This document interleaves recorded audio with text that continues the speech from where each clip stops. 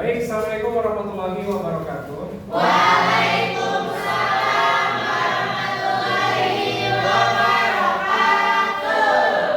Selamat pagi teman-teman semuanya. Pagi. Gimana kabarnya?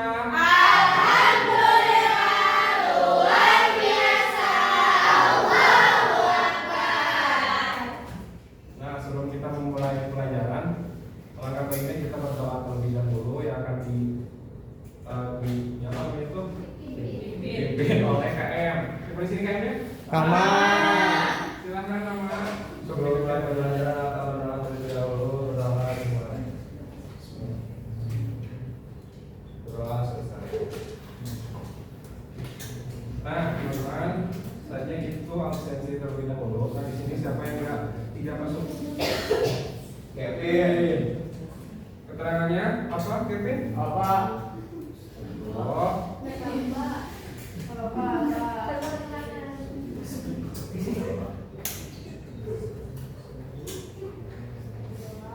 nah teman-teman, di sini saya akan menyampaikan atau memaparkan materi terkait dengan gejala sosial. Nah teman-teman, fenomena-fenomena yang terjadi saat ini, teman-teman tahu nggak fenomena atau interaksi apa saja gitu yang terjadi saat ini di lingkungan sekitar teman-teman ataupun di Indonesia? Kemiskinan. Betul. Korupsi. Ya betul. Kriminal. Mati. Nah di sini saya akan menyampaikan terkait dengan gejala sosial. Nah apa sih gejala sosial itu?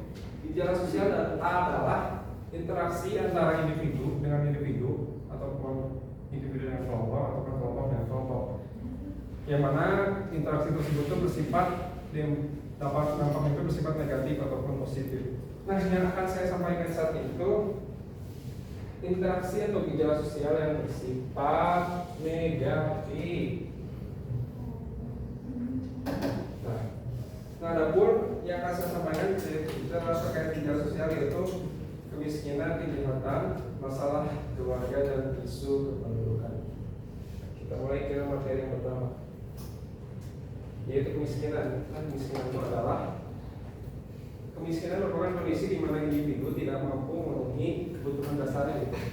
Dan sedangkan menurut Sugiarto Soekarno, kemiskinan adalah fenomena di mana kondisi tidak mampu melihara dirinya sendiri terhadap lingkungannya gitu. Tahap kemiskinan itu di mana seseorang atau sekelompok orang memiliki penghasilannya itu $1 atau kita konversikan itu 16.000 gitu. Nah, terdapat kategori kemiskinan itu. Yang pertama itu kemiskinan absolut, di mana kemiskinan absolut itu kemiskinan yang mana suatu individu itu tidak mampu, tidak memiliki sumber daya untuk memenuhi kebutuhan dasarnya gitu, seperti sandang, pangan, dan papan. Ya contohnya ketika saya di Hajar gitu teman-temannya. Ketika saya berjalan ke Hajar, saya melihat gitu kadang-kadang suka ada roda ya masyarakat gitu yang memang katakanlah tidak mampu gitu. Kemudian ke kategori yang kedua yaitu kemiskinan relatif. Kemiskinan relatif ini kemiskinan yang mana masyarakat atau individu atau sekelompok orang yang mampu memenuhi kebutuhan dasarnya seperti sandang, pangan, dan papan, tapi tidak mampu memenuhi kebutuhan yang ada di lingkungan sekitar itu, seperti ada mempunyai wifi ataupun HP gadget. Kemudian kategori yang ketiga yaitu kemiskinan kultural. Yang mana kemiskinan itu karena kebiasaan dan pola pikir gitu, karena ada istiadat dan budaya. Nah contohnya itu pola pikirnya itu seperti apa namanya itu? Ya lupa lagi nih. Nah kita ke profil. Nah, menurut Badan Pusat Statistik di Indonesia, angka kemiskinan di Indonesia itu terbanyak di Pulau Jawa gitu teman-teman. Dan di menurut Badan Pusat Statistik di Kota Tasikmalaya, persentase penduduk miskin di Provinsi Jawa Barat itu 7,46%, sedangkan nasional itu 9,3%. Dan itu ada faktor kemiskinan.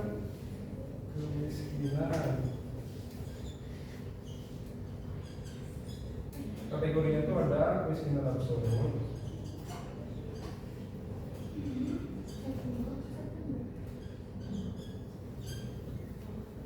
terus kemiskinan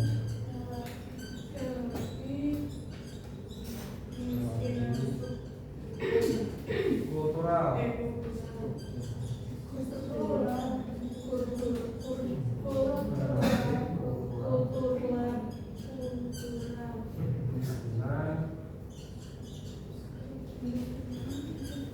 ada satu lagi teman-teman yang saya tidak cantumkan gitu ya, tapi memang ini perlu, kemiskinan struktural. Nah, kemiskinan struktural ini karena penyebabnya itu karena isu politik dan sumber daya gitu ya, yang mana monopoli suatu pemerintah yang memang tidak mampu, tapi tidak melakukan gitu ya, pembangunan di fasilitas yang memenuhi di suatu wilayah. Ya salah satunya contohnya kita tuh di Papua gitu. Karena Papua kan memiliki sumber daya alam yang melimpah, tapi tidak dibandingin dengan sumber daya manusia yang bagus gitu, sehingga ya kemiskinan struktural itu bisa disampaikan seperti itu. Kemudian lanjut ke kejahatan. Nah, kejahatan adalah merupakan pelanggaran terhadap nilai dan norma sosial yang seringkali berdampak negatif bagi individu maupun masyarakat. Nah, terdapat berbagai faktor bisa yang menyebabkan atau mempengaruhi adanya kejahatan seperti kemiskinan, pengangguran, serta kurangnya pendidikan dan pengawasan sosial. Nah, terdapat dua jenis gitu ya, kejahatan, yaitu kejahatan kerah biru dan kejahatan kerah putih. Nah, apa sih kejahatan kerah biru? Kejahatan kerah biru adalah kejahatan yang dilakukannya oleh kelas buruh atau kelas pekerja gitu. Ya, seperti maling, copet, ataupun pembunuhan. Nah, saya kasih contoh kejahatan kerah biru gitu yang memang sering terjadi saat-saat ini gitu.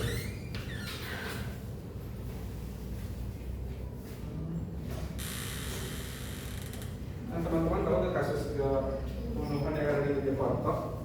Tahu. Yang dipotong itu sampai 300 bagian. Ini kalau misalkan saya cantumkan, saya play videonya, teman-teman nggak apa-apa kan? Soalnya kan ada. Saya skip, nggak saya jelaskan aja gitu. Nah, itu kan termasuk kejahatan kerah biru, yang mana kejahatan kerah biru itu yang dimana proses itu dampak itu skala kecil gitu dan untuk keuntungan pribadi gitu. Oke, kita lanjut ke kejahatan kerah putih. Jadi itu kejahatan.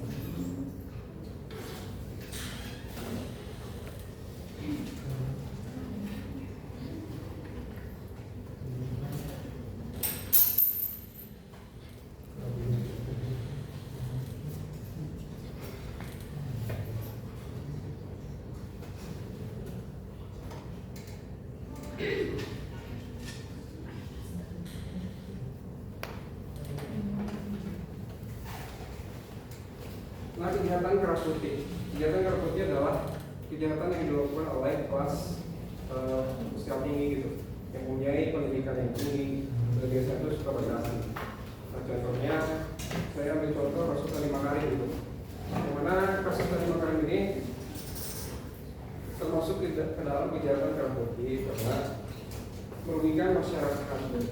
Dengan contoh atau kejahatan Kaputi itu merupakan ciri-cirinya itu adalah kejahatan yang luas. Sehingga saya itu sebenarnya seperti itu. Kemudian saya akan sentuhkan kembali kejahatan kerah putih itu. Yang mana kan kita sebagai geografi gitu di dalam mata pelajaran geografi, saya akan contohkan kasus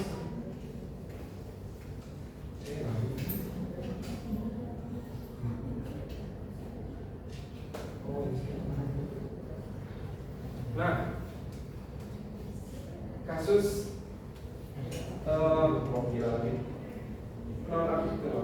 nonaktif itu namanya itu pembukaan kembali tambang di Pulau Gas ya oleh Menteri Bahlil Energi, Menteri SDM dan Sumber Daya Manusia dan Mineral. Dan yang mana itu kan kita sebagai geografi itu juga termasuk kejahatan dalam praktik itu, yang mana itu dampaknya itu bukan kepada masyarakat yang tidak ketika menambang malah ke pemerintahan yang ada di atas.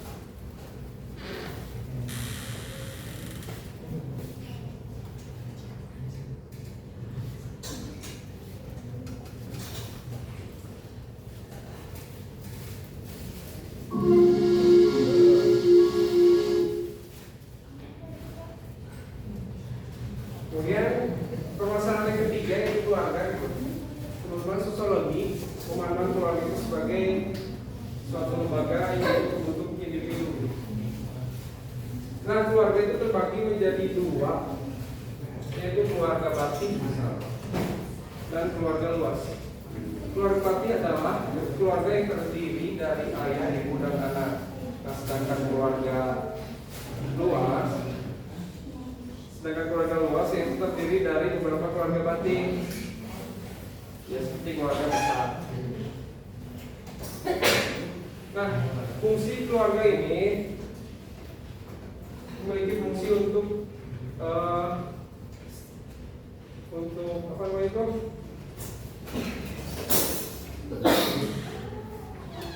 Fungsi keluarga di sini itu untuk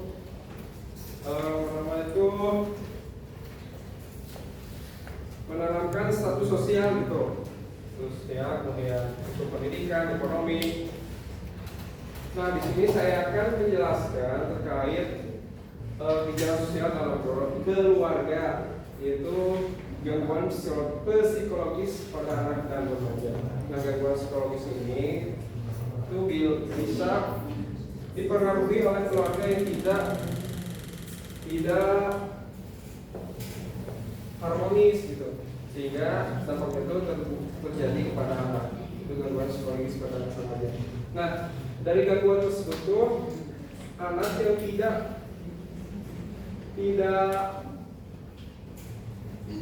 dapat kasih sayang di dalam keluarganya, sehingga mencari pelampiasan negatif. Cari pelampiasan negatif ya dengan dia ikut motor ataupun judi. Nah, kalau ketika sekolah, ya dia tuh sering bolos gitu. Kemudian yang ketiga, penurunan nilai moral dan karakter. Nah, penurunan nilai moral ini yang tadi saya sebutkan terkait ya sering bolos ataupun jadi agresif juga teman-teman. Dia suka bully gitu. Iya. Iya.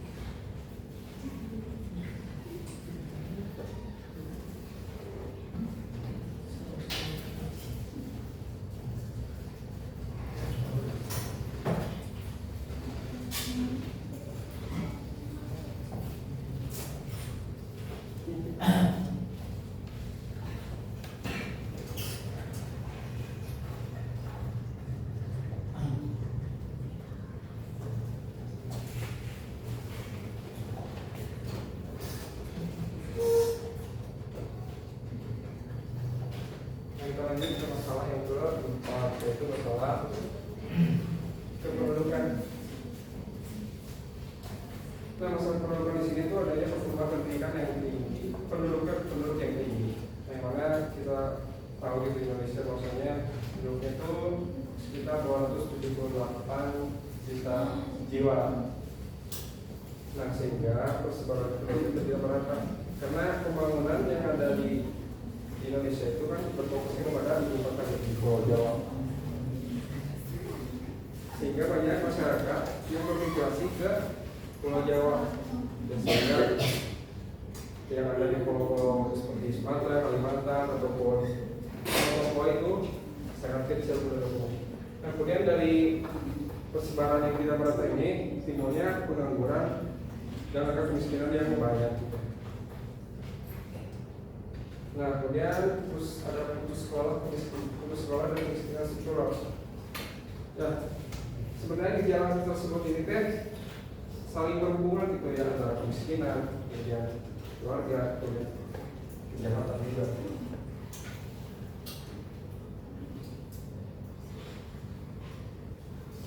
Nah, ini di sini ada upaya-upaya untuk mengatasi gejala-gejala sosial, seperti meningkatkan pendidikan keterampilan masyarakat agar lebih siap menghadapi tantangan sosial. Terus memperbaiki kesejahteraan sosial agar semua lapisan masyarakat menikmati kehidupan yang layak. Kemudian yang ketiga, melaksanakan penegakan hukum yang adil untuk menjaga ketertiban dan keadilan. Kemudian yang keempat, mendorong kesadaran serta empati sosial di kalangan masyarakat agar hubungan sosial dapat terjalin dengan baik.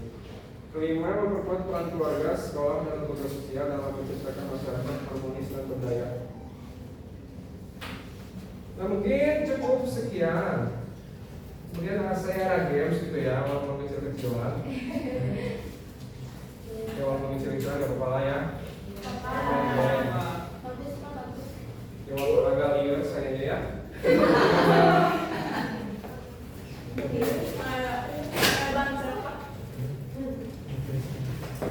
Tadinya tuh mau kasih cok-cok mau untuk pemenang gitu, tapi ya ada lah ya. Kalau jadi teman-teman kelompok.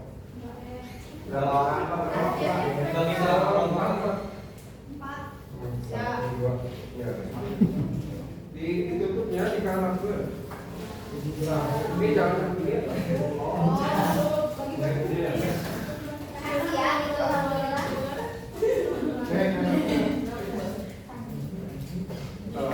Walaupun agak susah nanti upload.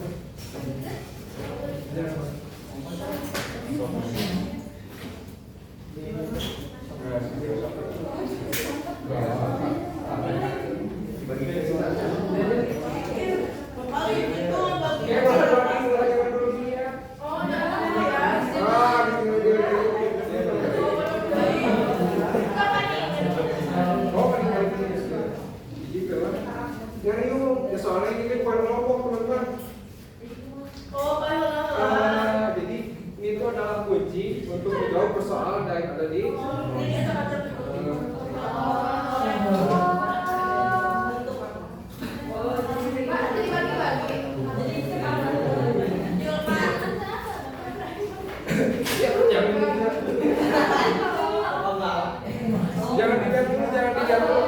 jangan dilihat dulu lagi. Jangan maksudnya dilihat.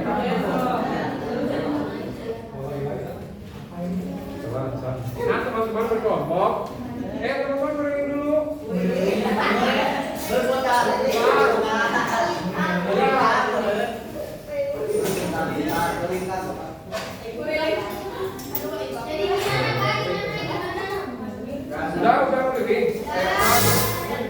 Peringkat.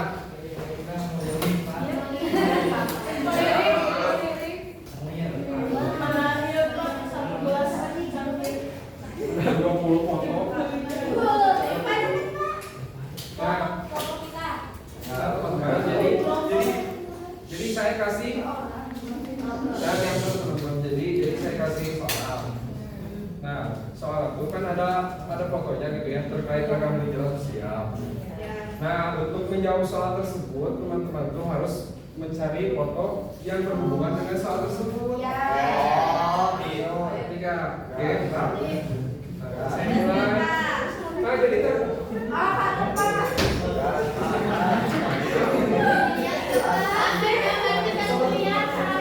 nah, jadi ada dua soal saya. Sini.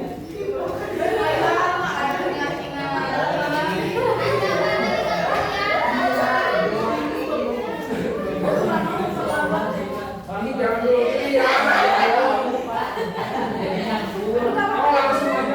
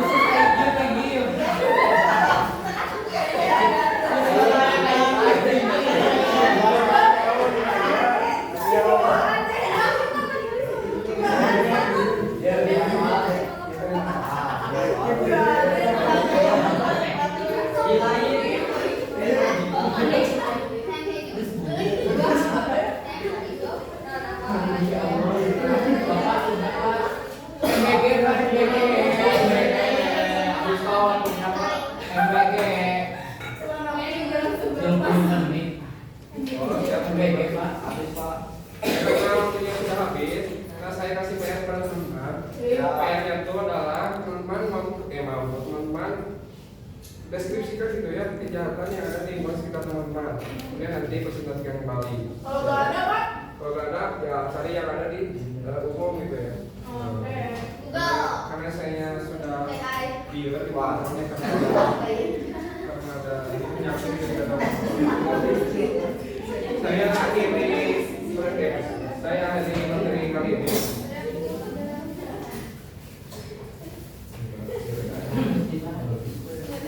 Nah, siapa yang mau menyimpulkan teman-teman? Saya kasih hadiah. Baca doang. Mau baca. Boleh atau? Oh iya, Pak. Follow ya.